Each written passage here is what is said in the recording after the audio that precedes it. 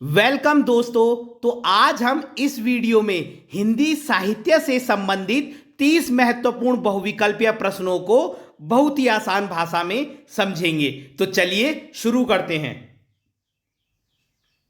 सबसे पहला प्रश्न है, श्रावकाचार किस कवि की रचना है? तो श्रावकाचार देवसेन द्वारा लिखित हिंदी का प्रथम ग्रंथ माना जाता है और इसका रचना काल 933 ईस्वी है। यह भी आपको सारे पॉइंट याद रखने। और इसमें 250 दोहों में श्रावक धर्म का वर्णन किया गया है। तो यह हिंदी का प्रथम ग्रंथ माना जाता है और इसका रचना काल 933 ईस्वी है और 250 दोहों में श्रावक धर्म का वर्णन किया गया है। अगला प्रश्न है, दोहा कोश के रचयिता कौन है? तो दोहा कोश के रचयिता सरहपा है और दोहा कोश का संपादन प्रबोध चंद्र बागची ने किया था और इसमें सरहपा, तिल्लोपा और कंडहपा के दोहे हैं। अगला प्रश्न है, भरतेश्वर बाहुबली रास किसकी रचना है? तो यह शालिभद्र शूरी की रचना है और यह 205 छंदों में लिखा गया एक खंड काव्य है और इसका संपादन मुनि जिनविजय ने किया था। अगला प्रश्न है, परमात्म प्रकाश और योगसार किसने लिखा है? तो ये जोइंदू द्वारा लिखित रचनाएं हैं। अगला प्रश्न है, वर्ण रत्नाकर के रचयिता कौन है? तो वर्ण रत्नाकर के रचयिता ज्योतिश्वर ठाकुर हैं और इससे आपको बहुत सारे पॉइंट याद रखने।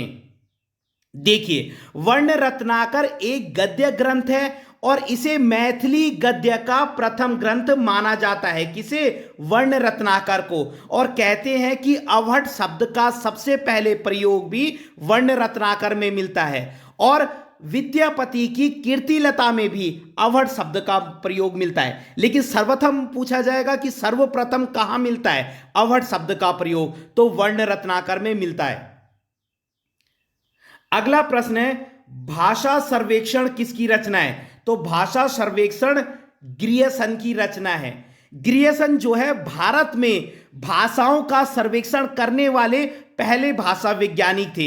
यह भी आपको याद रखना है और ये 1870 के लगभग भारत आए थे।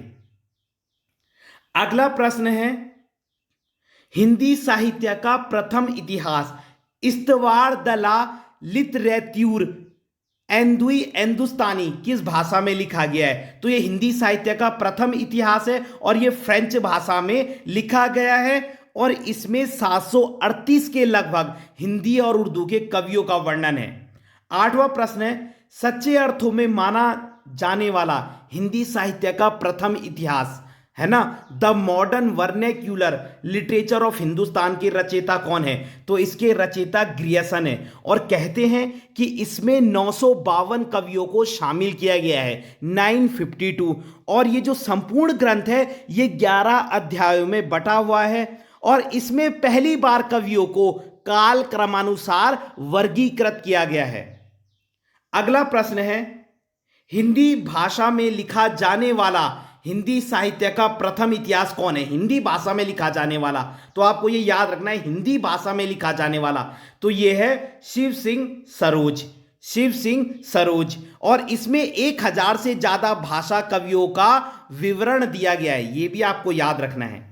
अगला प्रश्न है, उत्तर अपभ्रंश को पुरानी हिंदी किसने कहा? तो ये चंद्रधर शर्मा गुलेरी जी ने कहा था। अगला प्रश्न है, सरहपा को हिंदी का प्रथम कवि किसने माना? तो राहुल सांकृत्यायन। यह भी आपको याद रखना है। अगला प्रश्न है, उक्ति व्यक्ति प्रकरण के रचयिता? तो उक्ति व्यक्ति प्रकरण के रचयिता दामोदर शर्मा है और यह व्याकरण का पहला ग्रंथ है और इसमें बनारस के आसपास की भाषा और संस्कृति का वर्णन किया गया है। अगला प्रश्न है, अपभ्रंश व्याकरण के रचयिता कौन है?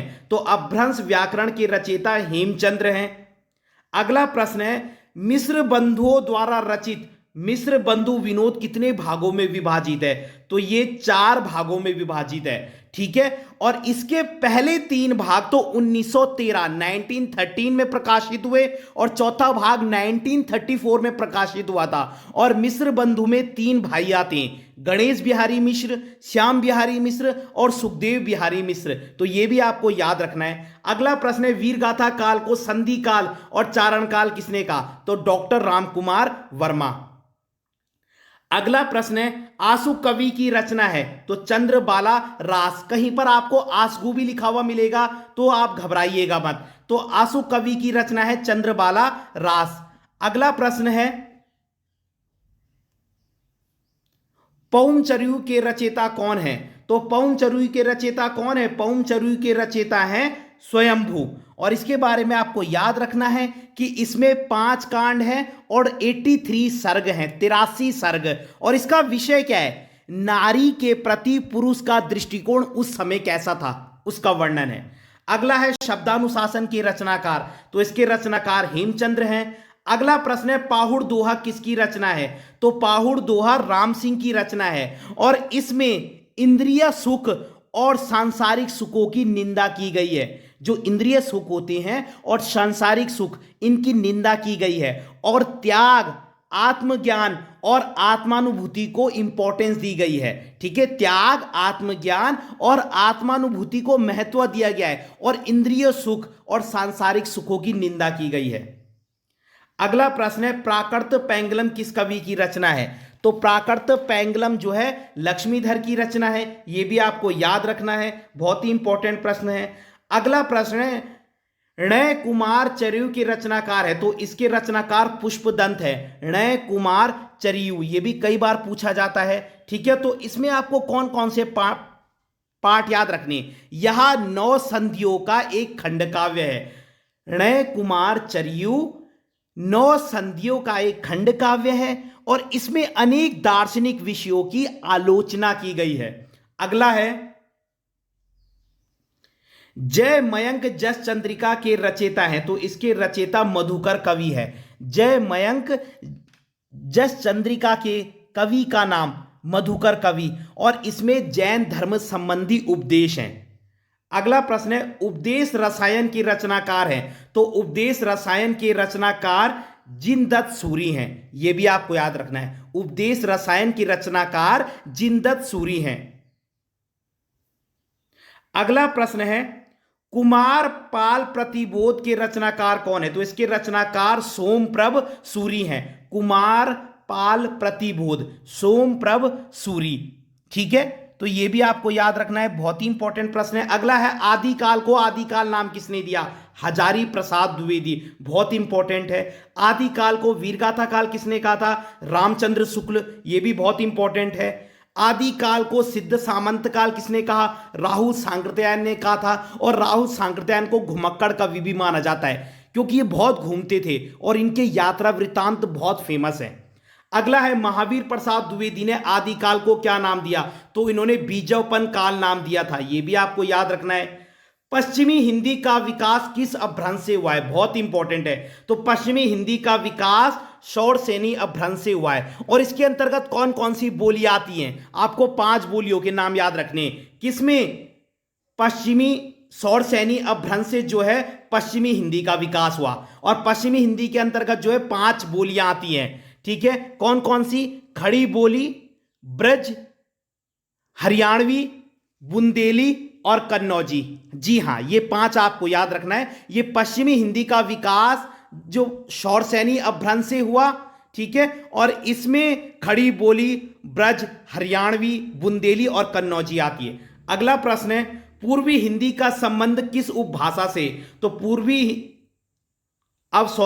बघेली बोली का संबंध किस उपभाषा से?